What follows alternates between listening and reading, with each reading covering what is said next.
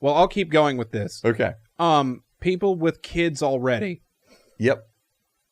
Date them together. Date them together. Or, all right. Can you clarify the question, please? What is different about the way they date compared to the process that you have laid out in episode 1 of the dating series that we're currently doing? How do you suggest that? Oh, wow. Also, wait, before this, I have another question.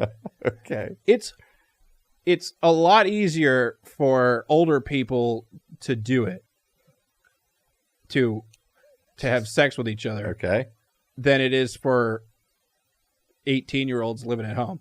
Sure. So that's harder to do. Like if you have two people who both have their own house, yeah, it's like, how do you not end up at the other one's house at some point? I don't even get that. Yeah. That doesn't make sense. Yeah. So like, I mean, that was actually the case for my wife and I. And so, in our early 20s, so she was living in her own place. I was living in an apartment with a couple of other guys. But she had her own place. And so, so you just have to establish boundaries and rules and things like that of, hey, I'm not going to go inside, or, you got to be proactive with it. So, okay. Yeah. People with kids. What's it? How's it different for them with kids already? Man, it's not different. Okay. I didn't realize how much insight you were going to have from all the marriage counseling and premarital counseling that you've done. Okay. Over the years. Yeah. But it's nice. Yeah. Well, yeah. And again, I'm not saying I'm an expert, right? Yeah. Like I'm not saying here. But you're more than not an expert.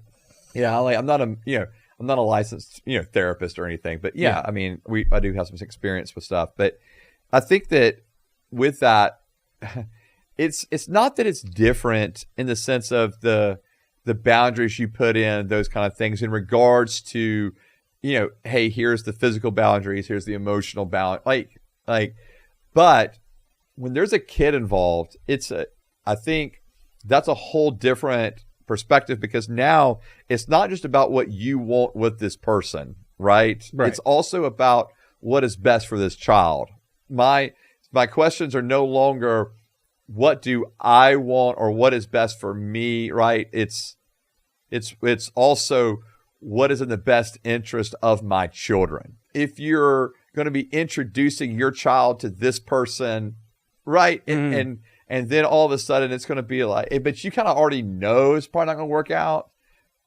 No, we're not even going to play with this. Okay. And so I do think there's a little difference of a dynamic in that. Because even they were like, hey, I don't want to bring something into my child's world. Right. That's not going to be healthy for my child. And okay. So I do think those things are there as well. And you should think about that just for yourself. But I think the child being present makes all of that much more amplified. Okay. If the child, still in the house with you. And so I do think that, and then if you have an older child, like a teenager, right? Like then, I mean, doesn't matter. Just whatever. They'll be gone in a couple years. Screw them. Yeah. No, but get them out of here. Yeah. But I do think even then, so then it's like actually like, okay, hey, I want to go out on some, I want to go on some dates with this individual, but at some point, let's say things are going well and you introduce them to the child, then at some point the child actually needs to have a voice. And I'm not saying they don't have I'm not saying their voice is a determining factor of whether you're going to marry this individual or not, or continue to date this individual or not. I'm not saying that, but I do think you have to include them in the conversation. Okay. Right? Which makes the dating relationship or not relationship, but makes the dating dynamic just different than obviously if you were just a single person without a child. Right. Okay. Yeah. But so anyway, but I do think all of the rest of it though, again, remains. So I think if you ask a teenager, they're going to give stupid answers. Well, that's what I'm saying though. But he doesn't like skateboarding, so I hate him. Right. I get it. But that's what I'm saying. That you got to at least hear them out though. they're going to want to know that their voice can be heard. Okay. And I think that could be, and I say teenager, that could be your 10-year-old. Okay. Right. So I do think that, and then I think the other part of just is like the other part of the dating dynamic that's different is how quick am I introduced, like, or not necessarily different, but you're thinking about how quickly do I introduce this person to my child, right? Okay. How quickly do I make this person a part of our family's activities and things that we do? Right. So, all right. So your dating process. mm-hmm. Okay. So I'm dating a girl with a 6-year-old. Okay. How do I see her and not end up at her house? Okay. Yeah. And I think that's probably a difference too. Or okay. Not probably. It is a difference. If you're dating you probably will end up at their house. Okay. So you just blew up your whole process here. What do you do? Well, no, you're right. Gotcha. You're right. Finally. You're right. He blew up my process. But it's like, instead of having the parent, supervision. Yeah. How do I see her unless I go to her house? Yeah. Well, I mean, okay. All right. Unless we only see each other on Sundays when we both go to church. Right. Okay. So, all right. So a couple things. Number one, very oftentimes there are, whether it's family members or friends or babysitters that can watch the child as the two of you go out on a date. Okay. But there's not. Come on, man. Now we're just stretching it. But I will say this. Obviously, at some point in time. Yeah, if I want to see her once every 3 weeks. Well, hopefully it can be more often than that. But, okay. But I do agree with you. The fact that you're probably going to end up at their house much quicker. Okay. Okay. And being at their house, that's what I was about to say was, instead of having like, the parent supervision, you've got what was your scenario, the 8-year-old or 6-year-old, supervising. Yeah, until 8:30 when they go to bed. Right. And then you need to, at that point in time, I'm out too, so you can put your child to bed. Okay. And so, again, that would be my counsel. Others might go, that's crazy. Okay. Right. And that's fine. If y'all feel like y'all can be cool because there's kid in the house and that, good deal. But so I agree with you. You're going to be over at the house. Crank up the noise machine. Oh, Lord. But I do agree with you, obviously, that you're going to end up at the house. Yeah. Probably earlier and more frequently. And it again. Got him. Yeah, you got me. And then it's still about how are we going to do this in a way that's honoring to the Lord, honoring to one another, and creating boundaries so you're saying for it's healthy harder, dating. You will admit, I guess, that it's harder to create boundaries when. Oh, sure. Okay. I mean, sure, a single with a child, absolutely. Okay. Yeah. I would not deny that at all. Okay. And so it's harder to keep those. It's harder to keep certain steps in place in a process or boundaries in place. Like, yes. Okay. But I do think also, hopefully. And there's just a lot of blurry lines, it seems like. What do you mean? Like, or give an example. Not like blurry lines in your process. Sure. Or not blurry lines. There's a lot of extra nonsense that you don't necessarily have a clear picture of when to do certain things at certain times. Sure. Right? Yeah, sure. Okay. Yeah, and I do think, and I will say this, I think there's probably a little bit more of a come closer, pulling back process from the person who has the child.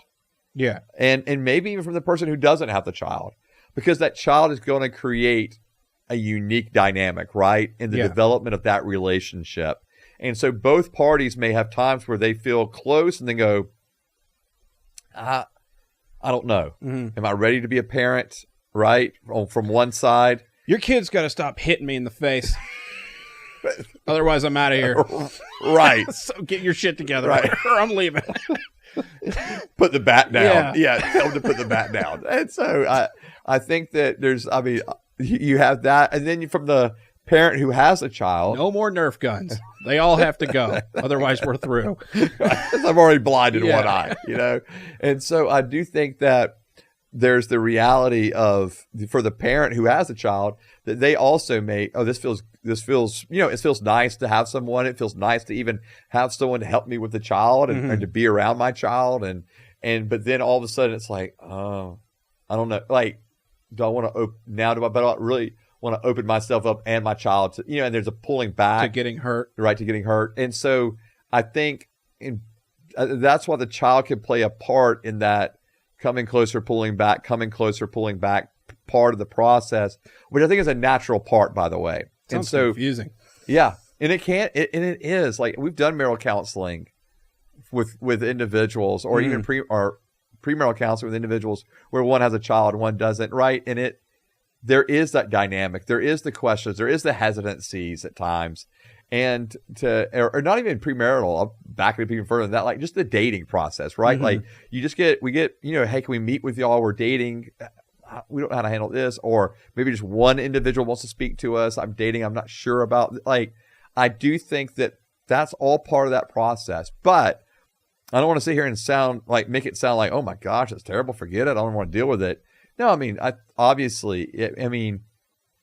and you just even, spoke to it, that was your story. Right. And, and so I think it can be a powerful thing, an awesome thing for, that person and their child, right. To be married and to have stability and, and commitment and be doing it together. And even though there's the dynamics in that has to be worked out. Right. And so, but I do think that can be, it's an awesome, powerful thing. And just because I'm single with a child doesn't mean dating is off of my radar. And I would not want to ever discourage anyone, from entering into that dating world, but I also, know and I've heard, and I'm sure you have as well, but the dating world can be hard and challenging, in that.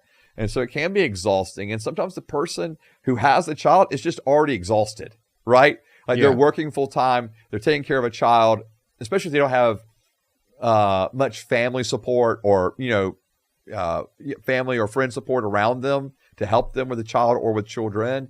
Yeah, they can just be exhausted. And so the whole idea of dating can be like, oh my God, but again, I do think there can be a grace there. And I am thankful for these, little ministries that have popped up that allow individuals who are single to connect, to find each other. And that doesn't, you're not having to swipe right or left or whatever else, right? And on an app. And it's just, I can get. I did that too. Yeah. How was that? I got married. There you go. So it worked. Amen. You know this from my vows. I know. By the way, we'll never hear them, or you'll never hear them, but Nate's vows were awesome. He wrote them himself. Actually, I found the video of them. Did you? At work. Wow. Yeah. Because that's where I edited them. Okay. Yeah. It was awesome. Anyway. Awesome. But anyway. All right, let me try to blow you up again. Okay, please do. Okay, so he's got 4 kids. She's got 3 kids. Brady Bunch. Dating, get married, blah, blah, blah. Someone's going to hate someone else. Oh, among the kids? Yes. You mean? Oh, sure. Or one of the parents is going to hate one of the kids. When do you say, screw it, let's do this anyway? Oh, yeah. No, you're right. That if you've got that's a good thing. And that's why I'm saying the kids have a voice, but they're not the determining factor. Okay. Because at the end of the day, you're saying yes and I do to that other person. And yes, it includes the kids, right? Obviously, it includes the family. We even tell people who don't have kids that when you say yes and I do, you're marrying into a family. But it doesn't mean that the family has to dictate everything about that marriage, right? It doesn't mean it has to influence every area. But when you're having a situation where you got, both of them coming together, husband and wife, each of them having kids, you're absolutely right. You're going to have moments of not just tension, but moments of where it can just be, a kid having just a meltdown over something. Yeah. What if it's every time that one of my kids sees one of your kids, he punches him in the face?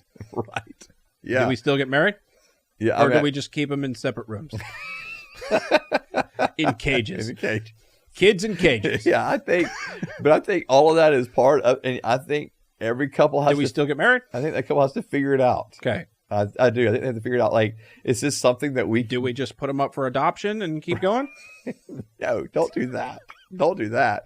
But I do think that there's the reality of, okay, is this something that we actually can manage and handle, right? Okay. So, like, for example, one of the things that we tell couples is when you marry each other, have no expectation that the other one is going to change. Okay? Okay. So, in other words, you need to be able to marry them as they are, as if they will never change. Okay? Okay. I would say the same thing about that with the kids. You're hopeful that, let's say, these two kids will one day like each other and quit hitting each other in the face. Right. Or you're hopeful that one day, your daughter, like say you're the male, that your daughter will actually like, her stepmom. Right. You're hopeful that will happen. I got scared where you were going with that. Yeah. Well, you're hopeful. You're hopeful that will happen. Okay. But there's no guarantee that it will. And so the question is, can we marry each other and be okay if this dynamic between our kids or between us and the others never change? Okay. And I think that's really the question you have to ask. Like, if all of it stayed exactly the same and never changed, would we still get married? Okay. Because there's no guarantee it will not change. Although hopefully over time, it will, but you don't know how much time that's going to be, so. All right. I got one more. Uh-huh. You're both married, but you're both dating other people. Just kidding. I don't want to go there. Okay. Actually, I've done counseling for that too. What? Did you just say stop? Man, I've got stories, bro. I've got stories of. Wait a minute. I've got stories of. I was just trying to be funny. Yeah, I know. No, I've actually done. Even though it's a serious thing that we should talk about. I've actually done counseling. I've actually done counseling with a couple. Both had kids. They were dating one another while both of them were still married. I think you brought this up on the podcast. Yeah. Have you? I don't know. Maybe you just told me. Yeah. But anyway, so I wait, what, really? Yeah. So they were both married with children, but they were dating each other. Uh-huh. Did the other spouses know this? Yes. Both of them they started dating. Both of them separated from. Oh. They separated. Oh, but neither were divorced. This wasn't like we're trying to all make this work out together type thing. Mm. This was No. Oh, okay. Yeah. This was we're both still married, but we don't like the other person. Uh-huh. Okay. But they started dating while. Anyway, it's just. Yeah. Okay. Yeah. So no to that. Yeah, don't do that. Don't do that. Like, if you're. Yeah. At least get divorced first. Well, please. Yeah. Or don't get divorced. Don't get divorced. Get counseling and. Okay. I mean, obviously, if you got some person, they're just, and that's just what they're going to do. They're going to get divorced. They're going to get divorced, but or just merge families. Yeah, well, that probably won't go well. Everyone's together now. No. Family. As if family's not hard enough to navigate. Right. We're going to do that. Yeah, that's awful.